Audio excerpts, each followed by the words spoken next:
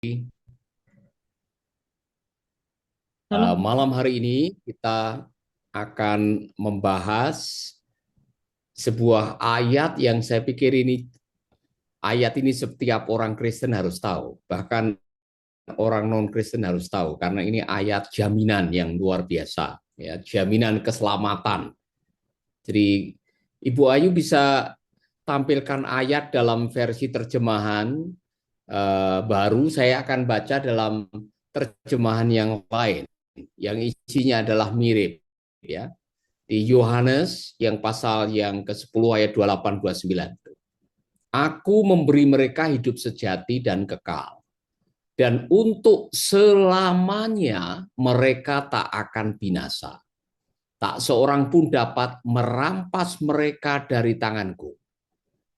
Bapakku yang sudah memberikan mereka kepadaku melebihi segalanya.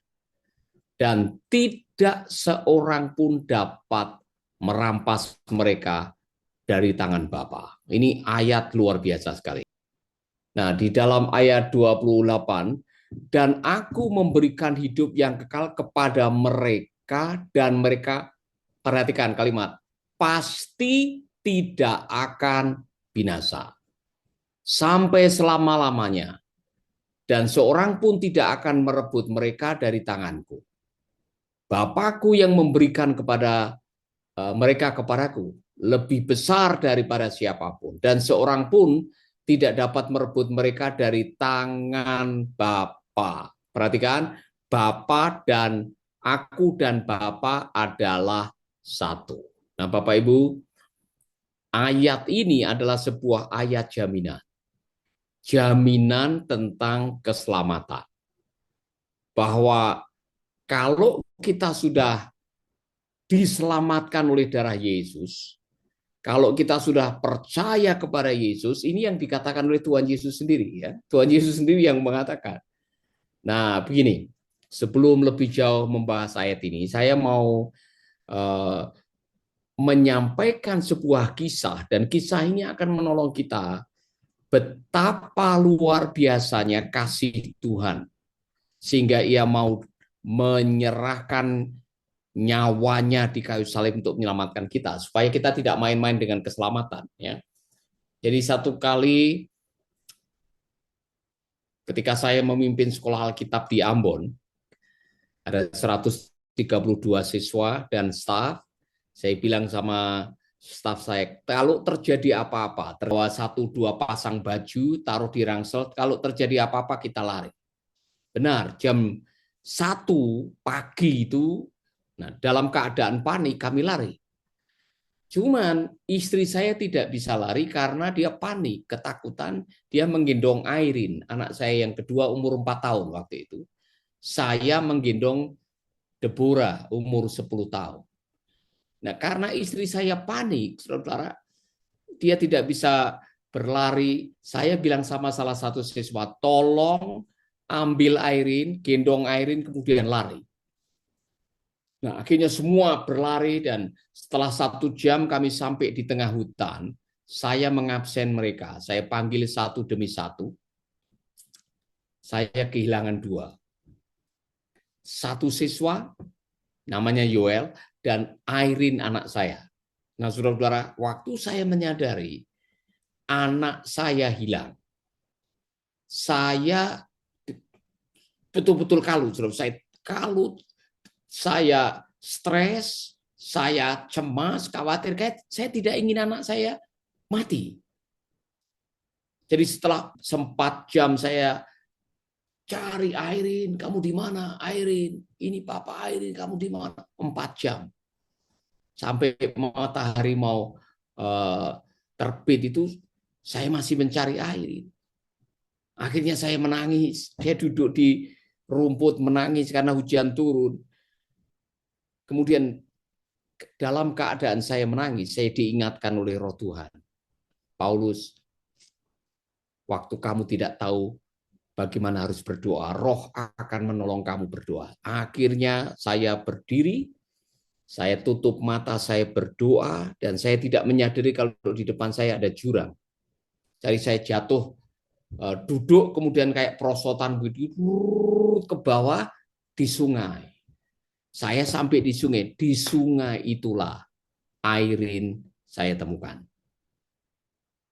dalam keadaan berdarah-darah. Nah, saudara-saudara, waktu saya menggendong Airin, saya mendapatkan pewahyuan ini. Terhilang itu pengalaman buruk. Tetapi memiliki anak atau orang yang kau kasihi hilang, itu perasaannya lebih buruk. Makanya Tuhan mengirimkan putranya yang tunggal untuk menyelamatkan yang terhilang supaya tidak seorang pun binasa. Nah, dengar baik-baik. Saya yang sudah punya Airin, menggam Airin, saya tidak akan pernah melepaskan Airin. Karena saya tahu saya bapaknya, dia anak saya sudah berkorban tadi. Saya tidak ingin Airin kehilangan keselamatan pelukan saya. Nah, saya menggunakan ilustrasi ini seperti apa yang dikatakan oleh Tuhan Yesus. Aku memberi mereka hidup sejati dan kekal. Dan untuk selamanya mereka tidak akan binasa. Tuhan tidak akan membiarkan Anda untuk kembali binasa karena apa? Dia sudah mengorbankan darahnya yang begitu mahal. Bahkan dia sudah mengorbankan segalanya, meninggalkan surga ke dalam dunia. Karena apa? Karena kita berharga di mata Tuhan. Sama seperti anak saya berharga di hati saya tidak akan pernah membiarkan ada yang berani mengambil. Sama, saudara. Tak seorang pun dapat merampas mereka dari tanganku. Bukan hanya itu, Bapakku yang sudah memberikan mereka kepadaku, melebihi segalanya. Dan tidak seorang pun dapat merampas mereka dari tangan Bapa. Intinya, Tuhan tidak akan membiarkan Anda kehilangan keselamatan kecuali ada kecualinya. Kecuali Anda tidak beriman kepada Dia. Itu lain. Karena apa? Karena di dalam, nah, dengar baik-baik, Korintus pasal 5 ayat 7 dikatakan seperti ini. Sebab hidup kami adalah hidup karena percaya, bukan karena melihat. Dengan kata lain begini, keselamatan itu diberikan melalui Kristus, dan caranya untuk mendapat keselamatan harus beriman kepada Kristus. Kita harus meyakini bahwa apa? Bahwa Dia adalah juru selamat kita. Dia adalah sama, karena dikatakan tadi Bapa dan aku satu. Dia adalah penyelamat kita. Seperti apa yang Dia katakan? Aku adalah jalan, kebenaran, dan hidup. Ketika orang percaya kepada Kristus, otomatis keselamatan itu didapatkan. Bukan karena pekerjaan, bukan karena amal, bukan karena kebaikan, bukan karena dharma, tetapi karena iman. Dengar baik-baik. Jadi ini contoh. Kalau anak saya tadi, kembali ke ilustrasi anak saya, dia tidak percaya bahwa saya bapaknya, dan dia tidak mau saya peluk atau tidak mau saya gendong, dia bisa terhilang. Dia bisa binasa. Dia bisa mungkin akan ditemukan oleh orang atau penjahat atau sama dengan kita. Akulah jalan kebenaran dan hidup. Dan Tuhan, kalau saya pakai ilustrasi ini, kalau Tuhan sudah mengatakan akulah jalan kebenaran dan hidup, dan kita mempercayai Dia, kita bersatu dengan Dia, maka janjinya itu akan menjadi milik kita. Waktu kita percaya kepada Kristus, jangan pernah saudara menukar itu dengan yang lain. Karena satu-satunya jalan keselamatan adalah percaya. Hidup percaya artinya beriman bahwa Yesus adalah juru selamat kita. Sehingga dalam kitab Kisah Rasul dikatakan, barang siapa yang mengaku bahwa Kristus adalah Tuhan, akan mendapatkan keselamatan. Nah, saudara-saudara, mungkin ada contoh yang sangat menarik, yaitu salah satu orang yang disalib, penjahat yang disalib, yang mengatakan, kalau engkau sudah sampai di sana, jangan lupa ingat aku. Apa kata Tuhan Yesus? hari ini juga kamu akan bersama-sama dengan aku di Firdaus. Jaminan yang luar biasa yang tidak ada bandingnya. Artinya tidak ada rabi, tidak ada orang rohaniawan atau tidak ada malaikat yang berani mengatakan bahwa aku dan Bapa satu dan aku memberikan atau aku menjadi jalan keselamatan dan hidup. Saya harap kita semua sudah sampai di situ ya. Bu Ayu, Ibu Sri, Pak Samuel, saya yakin kita sudah ada di situ. Nah, sekarang apa konsekuensinya? Konsekuensinya adalah kita harus tetap menjaga iman kita. Ada sebuah kekhawatiran yang Tuhan Yesus pernah ucapkan. Jangan sampai tidak kudapati iman di bumi ketika anak manusia datang kembali. Saudara, ada kekhawatiran. Kenapa? Karena ada orang-orang yang tidak mau atau tidak beriman kepada Kristus. Dulu beriman, sekarang sudah tidak beriman. Karena apa? Menukar imannya dengan yang lain. Ya kan, mungkin saudara sudah melihat atau mendengar ada saudara-saudara kita yang mudah berganti keyakinan, yang tadinya percaya Yesus, meninggalkan Yesus, kemudian akhirnya tidak percaya, menukar imannya dengan pangkat, dengan sembako, dengan fasilitas, dengan kemudahan, sehingga begitu mudah mereka menukar Kristus. Nah, saudara-saudara, saya berdoa mengikut Yesus keputusanku. Itu lagu yang lama ya, waktu kita baru bertobat. Mengikut Yesus keputusanku.